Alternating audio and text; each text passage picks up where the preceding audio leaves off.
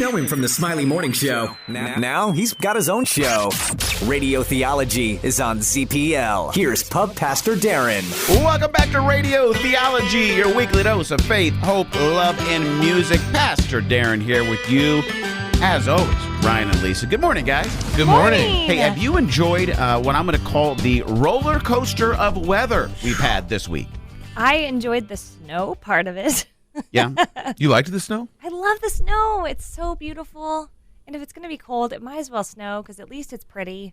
I can get down with that. Yeah, Because it is we're not pretty. going to have leaves No. or Right. grass. No. Right. At least give us some snow. Something. And we've lucked out. We've only had like one big snow since like November. So. Right. Well, and here's the deal, though. This week was the trifecta of Yeah. You had like you know what the worst thing in the world is? Wintry mix. Wintry mix. I yes. hate that. Mm-hmm. Wintry mix, and it was snowy, and then it was frozen, and then it was slushy, and then it warmed up, and then it got super cold, and Like, just decide. just decide. Mm-hmm. Now, we know because we've been in Indiana for more than a year. Mm-hmm. This is the deal. Yeah. Just sit back and enjoy. It's kind of like getting on a roller coaster. Yep. You know it's going to be terrible and scary and up and down, but you know what? Once you get on the ride, there's only one way to get off. Yeah. That's right. You got to ride it. Go through it. Metaphor. I love it. Here's the thing I've been thinking about, too, is not a lot of sunshine. I personally love to be tan. Yes. Grew up in Arizona, a lot of sun there. Mm-hmm. Regularly tan. Yep. The little known fact, I lived in Arizona from third grade all the way through high school. I'm like a sophomore in high school riding with one of my buddies who was a Hispanic gentleman. I had a lot of Mexican friends in Arizona. And his sister goes, Darren, you're not Mexican? And I was like, my name is Early Wine. Mm-hmm. It's Darren Early It's Wine. not early we know. If that's not the whitest last name you've ever heard. Yeah. But literally, I had been his friend since fourth grade and been at their house hundreds and hundreds of times. The whole time she thought I was Hispanic because that's how good of a tan I had. Oh, you must miss those days so bad. It does hurt. Yeah. Hurt deep in my soul. Yes. Radio Theology, a weekly dose of faith, hope, love, and music. Well, Lisa, this week we discovered something that evidently you can not only let the pigment of your tan fade, evidently you can have it ripped right out of your skin. Oh, gosh. Yes, you What? can. What? I need to hear about this. Yeah, so we noticed this week at the office that I have a Band-Aid mark in the place, like on my arm, but it's like it ripped the pigment off the sticker part. You were wearing a sleeveless shirt. Yes. And I said, Lisa, did you get a shot this week? You got a Band-Aid mark. And Yeah. you're like, no shots. I'm like, well, did you cut yourself? No. No. When's the last time you had a Band-Aid on your arm? And you were like, October. October. I got my flu shot in October in this arm, and I had a Band-Aid. And we can post a picture on radiotheology.com or whatever. But the pigment is just, I have a perfect Band-Aid line because when you take the Band-Aid off, it pulled the pigment from my skin. and the funny part is where the cotton of the Band-Aid is still her regular pigment. It's where all the sticky was. Yes, all the sticky is just whiter than white, which I thought I couldn't get any whiter, I'm so but confused. I can. How did you not notice this since October? I have never. Well, I don't look down at my arms like that. I guess Yeah. I don't know. Ryan, what I'm wondering is with your pigment situation, Just be careful whatever you say right now, please. I'm just wondering I'm literally very sensitive. I'm just wondering at some point if you were wrapped in like Oh my gosh, you're the worst. sticky tape or something. I mean, if it was like Yeah. they just had maybe when you were born, Yeah. Oh, now we're Instead talking of- about my birth. instead Okay. of putting you in like swaddling and cloths, Yeah. Yeah, maybe they accidentally wrapped you up in like duct tape, and then when they peeled it off, it was pigment gone. pigment free. It's a good theory. It's a really good theory. Here's the good news: when we're all battling, potential skin issues, Ryan, you will be ahead of the class. Oh gosh. Yep. Yeah. Yep. I will be. Yeah. Put on some sunscreen, guys, wherever you are, whatever you're doing, reapply. It's extra. Right now. Yes, it's extra effective in the winter. SPF albino. Well, it reflects off the snow, and you have to be careful about That's that. right. Astute observation, Rhino. And listen, be careful of those Band-Aids. They will rip your pigment right out of your body. Stick with us. Hopefully we'll get some sun soon right here on Radio Theology. Oh, just this theme song in the background. I'm immediately being transported back to a happy neighborhood, a wonderful I neighborhood. want to put on a cardigan. Ooh. So I want to feed some fish. For some reason, I feel like I need to change my shoes. It's Radio Theology, your weekly dose of faith, hope, love, and music. Pastor Darren here with Ryan and Lisa. Familiar music to Mr. Rogers' Neighborhood. Obviously, Won't You Be My Neighbor movie came out this year. Tom Hanks was nominated for an Emmy, or not, an Oscar. Didn't win, but I watched the documentary on Mr. Rogers. If you've not seen, Mr. Rogers was a show that ran for over 30 years on PBS.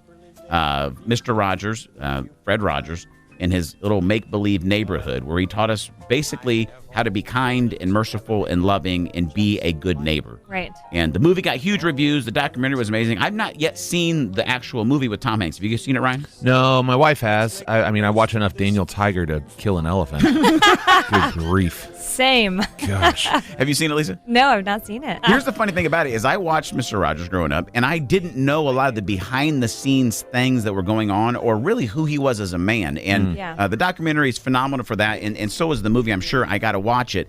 But what it's got me thinking about is, what does it really mean to be a good neighbor? Yeah. And there's a great quote that I found from Mr. Rogers that said this. He said, there are 3 keys to success in being a good neighbor or a good person. And they're this. Step 1, be kind. Step 2, be kind. Step 3, I think you could guess it, be kind.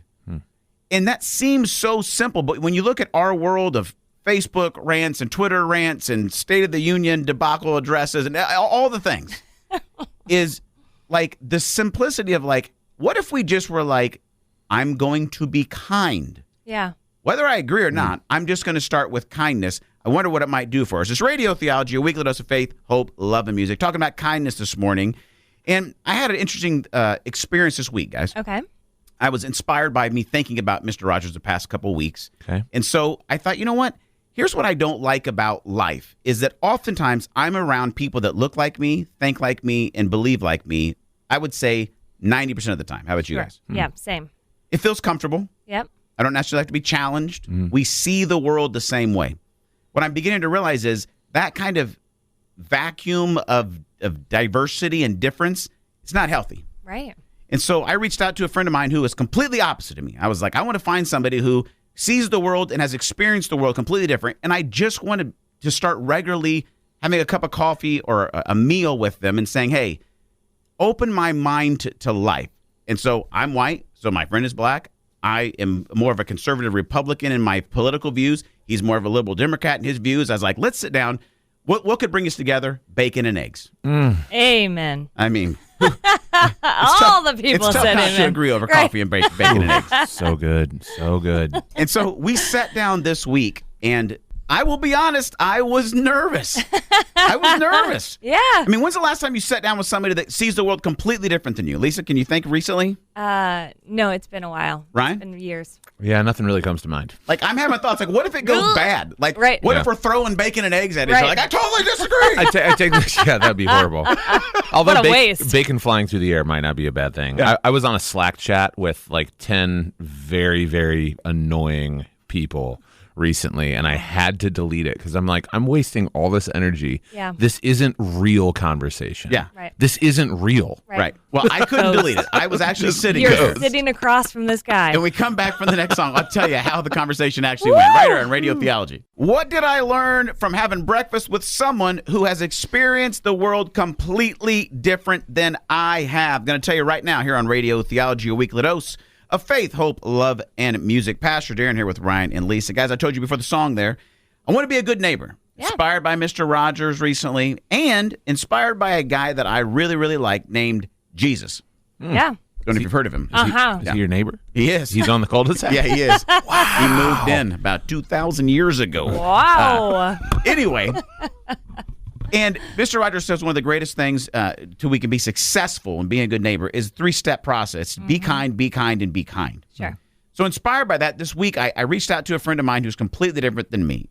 He's black, I'm white. He's Democrat, I'm Republican. He's more liberal, I'm more conservative. And I was like, could we get bacon and eggs and just begin to just learn to understand and love each other with common things? Here's what was amazing. We sat down, and for the first 45 minutes, we just talked about life. How's your family? How's parenting? How's your son? Like, What's it like being above 6 foot? well played, Burn. Ryan. I did. Burn.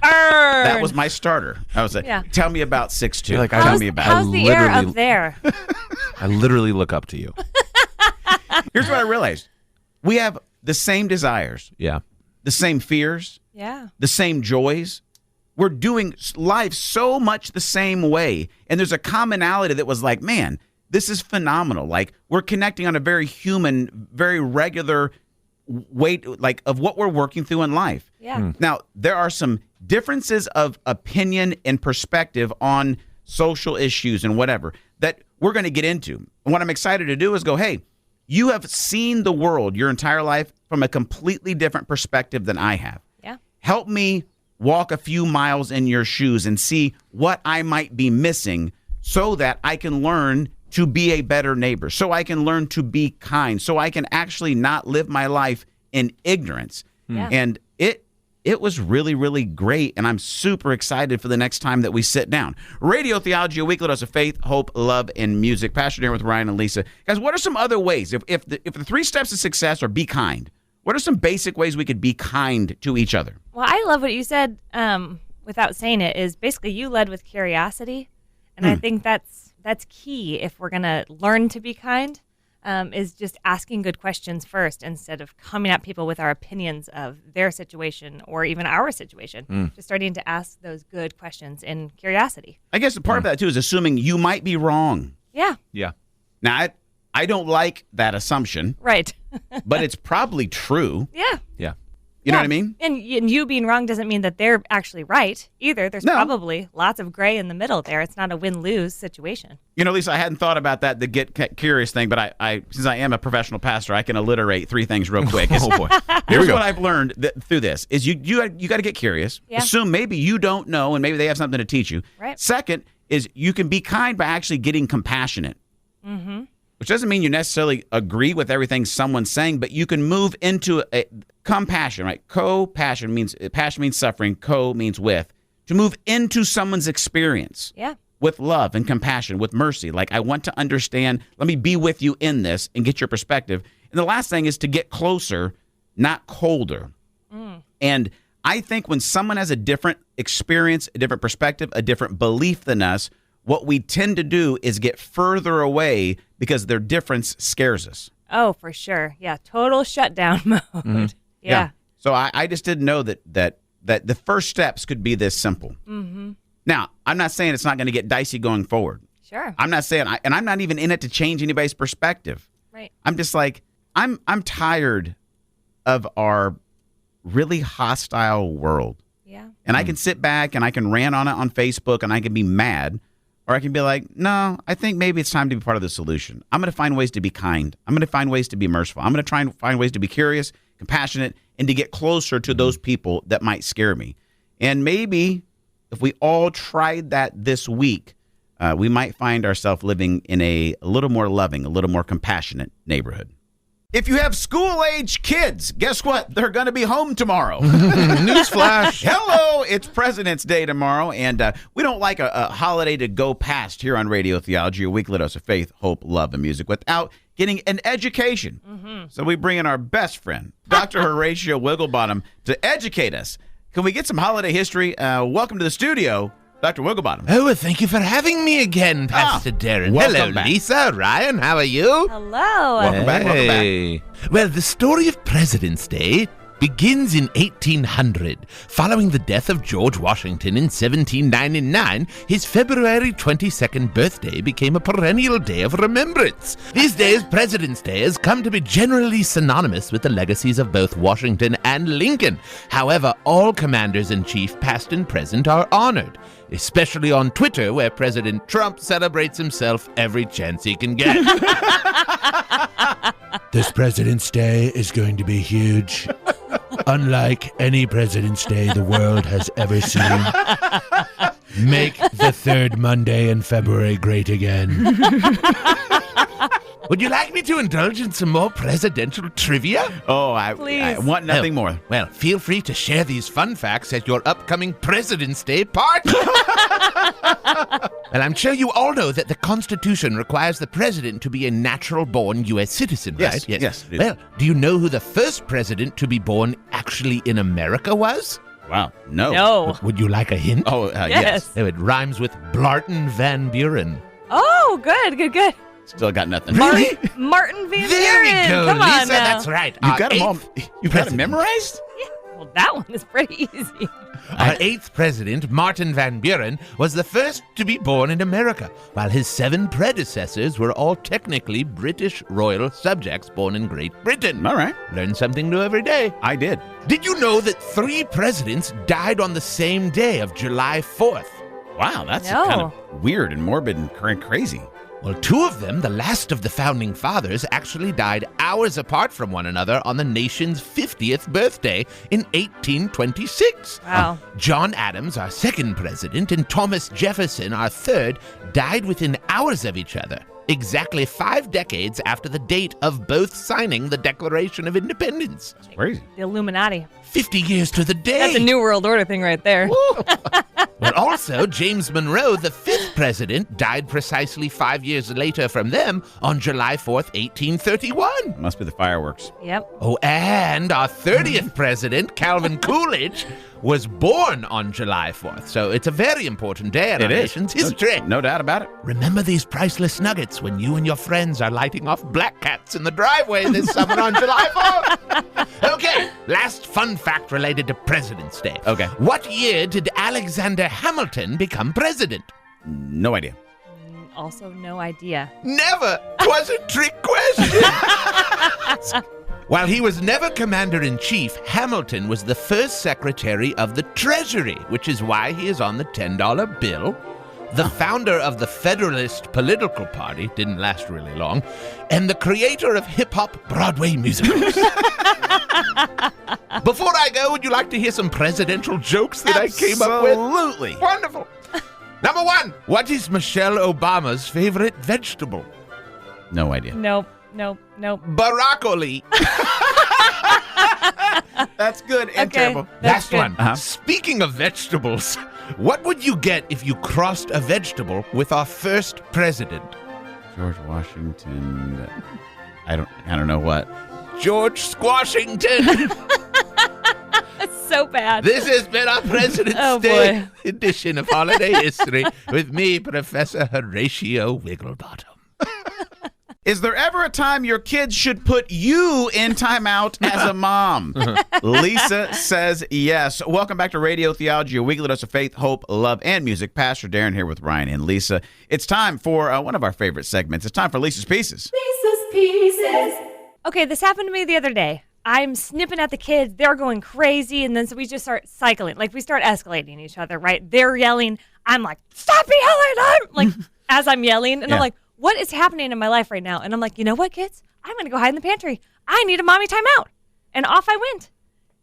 I realized something that was not fun to say out loud to myself in the pantry. I was the problem. Oh. It was me. Truth cuts me to the bone. Cuts me to the core, Baxter. But it's like, I got in the pantry and was like, what is happening out there? Geez, these kids are off the rails. And I'm like, oh, wait. You set the emotional tone for your household. Oh, yeah. Yeah, moms do. You know, if mama ain't happy, ain't nobody happy. That's actually true. And 100% true. that could feel like a lot of pressure. Rephrase. That's a lot of pressure. Yeah. But It's true. it's true. Yeah. And so I'm like, being the problem, I'm like, I need to calm down. I'm glad I'm in here. Let's see what I can do Yeah. about this. Snacks lying in here? Yeah, right, For sure, I got some Oreos, right? Yeah. 'Cause I'm not dumb. That's why I went to the pantry and not the bathroom, Yeah. right? Oh, gosh. But I did. I put myself in mommy timeout. How did it work? It was amazing. Really? Yeah.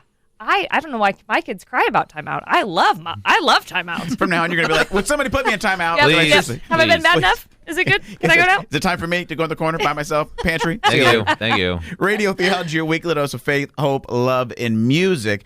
Lisa, I think you're onto something. Yeah. And I think it's so hard for us to realize that a lot of times with our kids, like, more is caught, right, than is taught. Well, Yes. that's good. They're learning a lot from us, and sometimes we're the problem. What are some tips maybe we could get this morning about maybe the need to take a mommy time out? Okay, so I could feel myself getting like I was boiling up inside. So that's my first clue. Like, you got to go. Whether or not I'm the problem or it's them, I need to figure out how to handle it in a calm space. So going to the pantry, this is how I maximized my mommy timeout. I figured out what was really going on. What's really going on is I kind of had a hectic end to the day. It had nothing to do with them. And so I'm like, ooh, that's me. Dang it.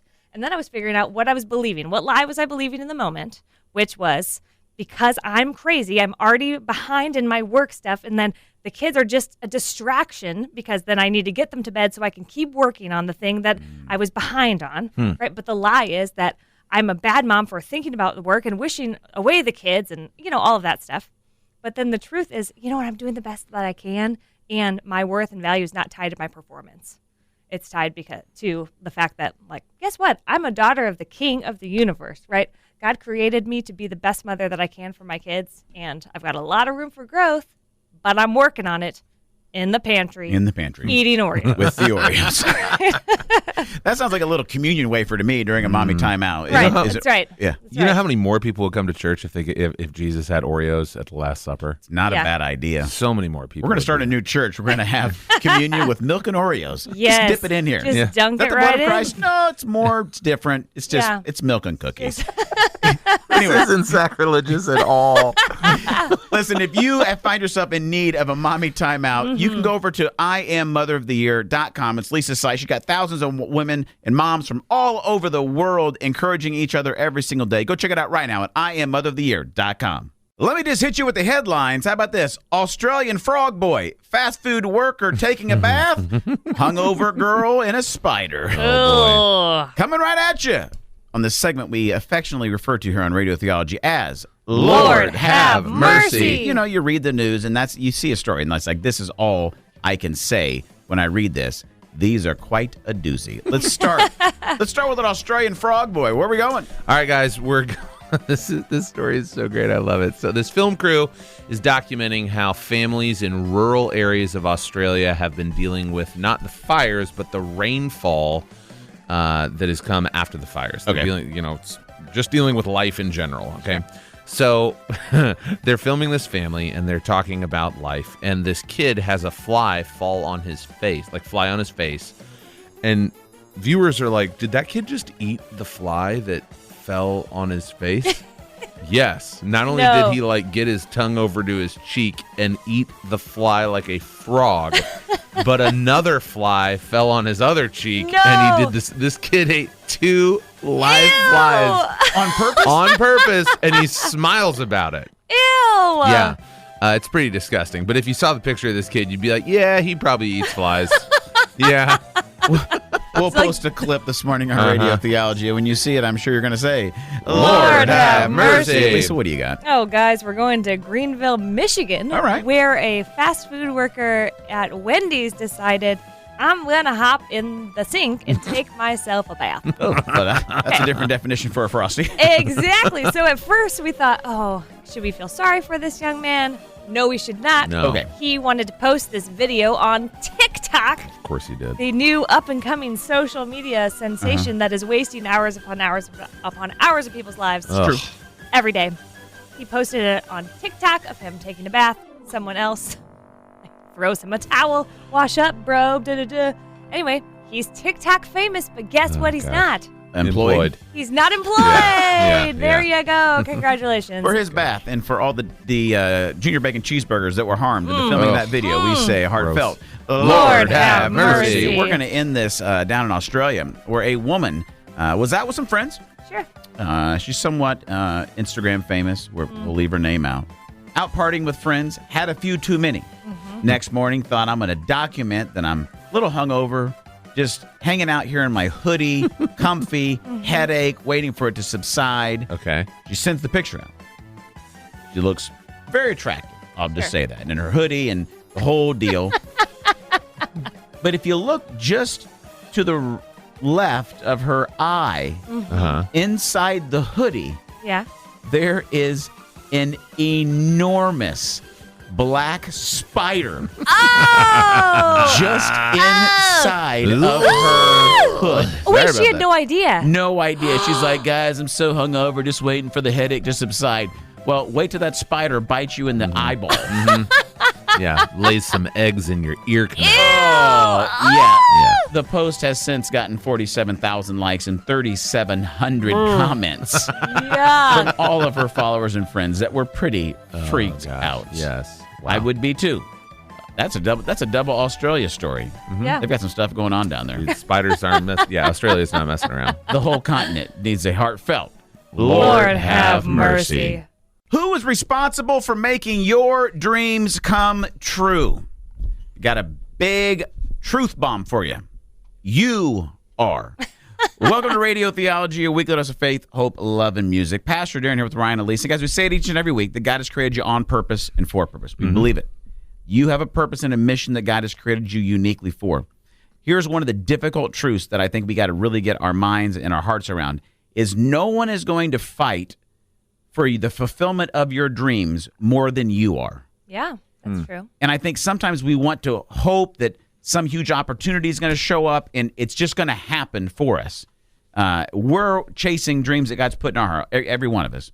And what we're realizing is that there are cool moments where God gives you opportunities. Yeah.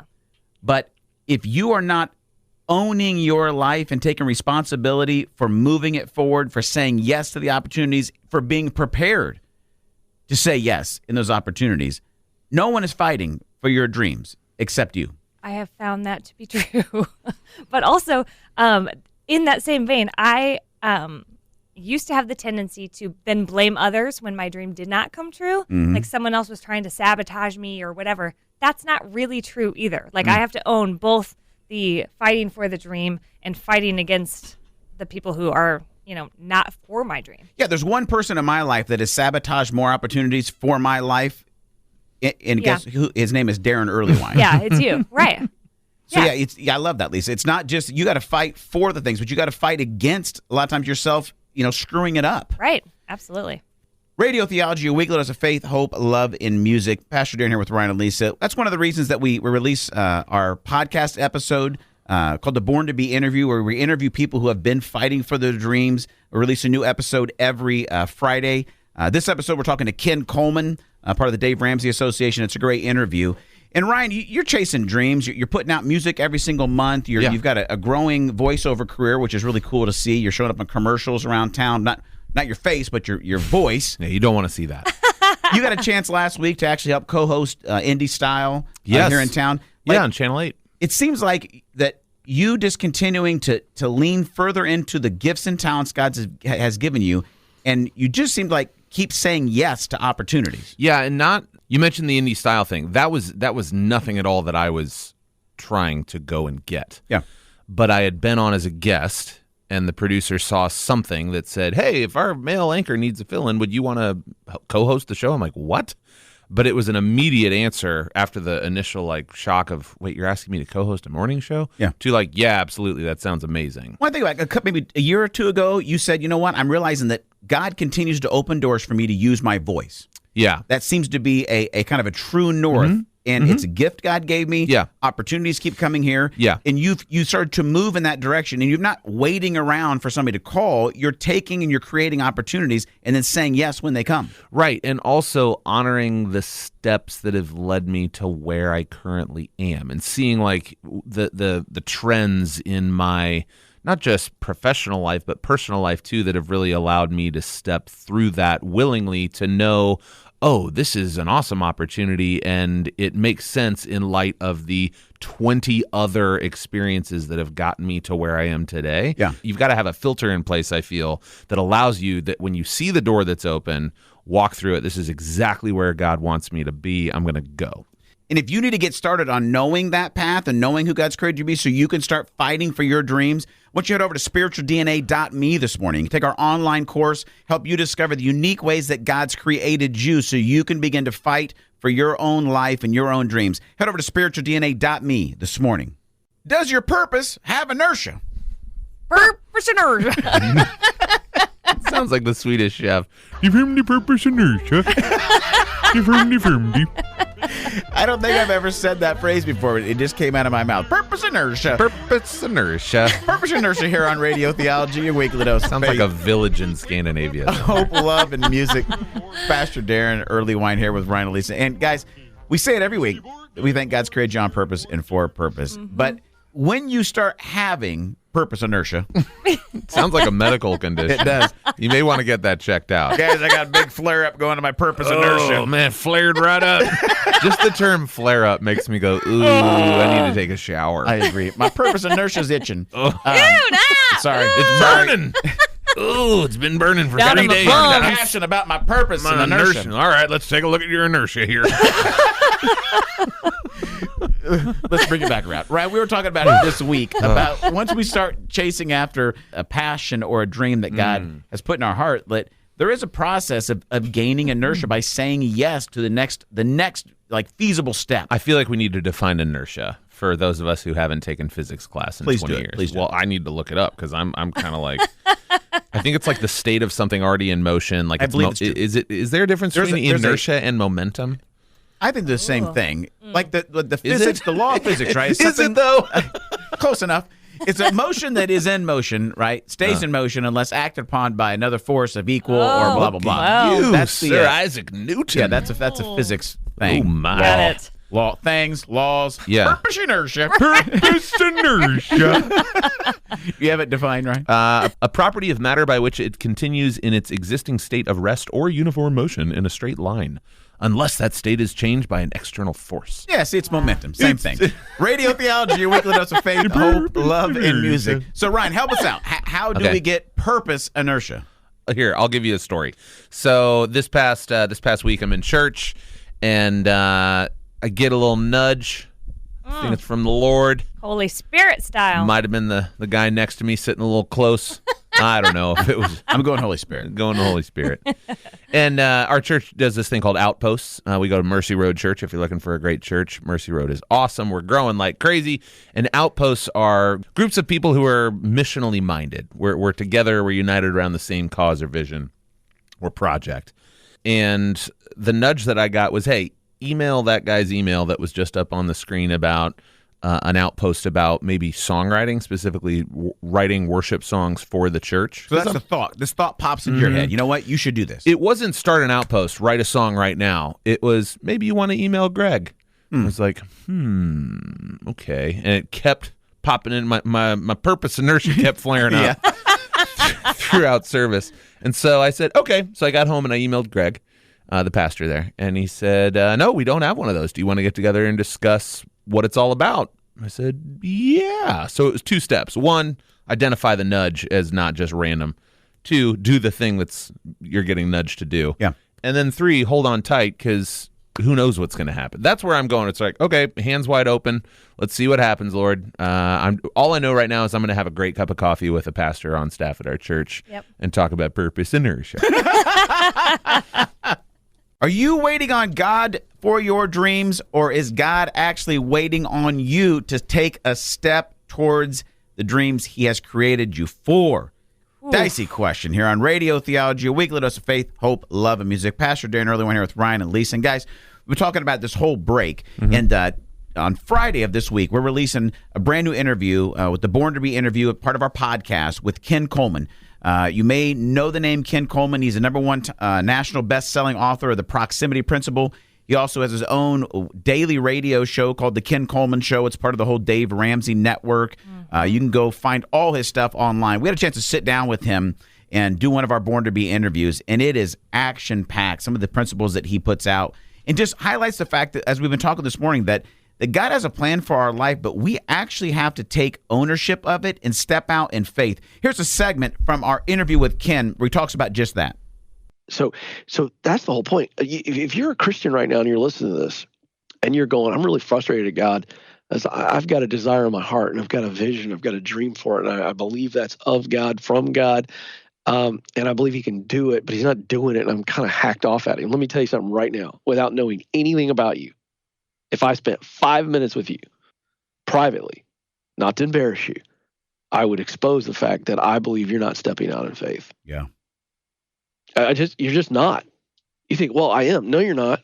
You may tiptoed in faith, but you better start walking and getting out there and try. Now, don't not be stupid, not take some crazy financial risk that can kill you, but within good God-given sense, begin to take some steps and not know exactly how it's going to end up, but you know that God's put this on your heart, then he will move for you. But you're waiting on him, and he's actually waiting on you. It's so true, guys. And haven't we all found ourselves right there at some point? Oh my gosh, yes. So many times I'm like, I want to be a speaker. Have you asked anyone if you could speak for them? No. How about send an email, right? Like do something. Do something. Yeah. I mean, we've been talking about this whole hour, Ryan. I mean, you've been taking steps, and you see as you've taken steps that God has continued to open doors. Yeah, I think clarity comes through action. I really do. Absolutely. I think it's as simple as that. I think if you want to know God's will, go make a decision. Yeah, make a decision. Move. Do something. Go move. So listen, you're going to love this whole interview with Ken Coleman. That was just a little 1-minute excerpt from it. The whole interview is on our podcast. So just go search for the Radio Theology podcast wherever you get your podcasts. You will love it. We've got tons of other episodes I know will inspire you like crazy. But maybe that's your next step. You need some inspiration. Go get the podcast. I know you'll love it this morning. And we'll be right back right here on Radio Theology, your weekly dose of faith, hope, love, and music. It's the thought of the day with Pastor Darren. I got a question for you this morning. Won't you be my neighbor? Now, if that sounds familiar, it's because Mr. Rogers asked us that question for 30 years on his great TV show, Mr. Rogers' Neighborhood. Fred McFeely Rogers was the man, the myth, the legend behind Mr. Rogers' Neighborhood. And if you're listening right now this morning to Radio Theology, chances are you watched Mr. Rogers growing up. For 30 years, he particularly showed children what true kindness and mercy looks like.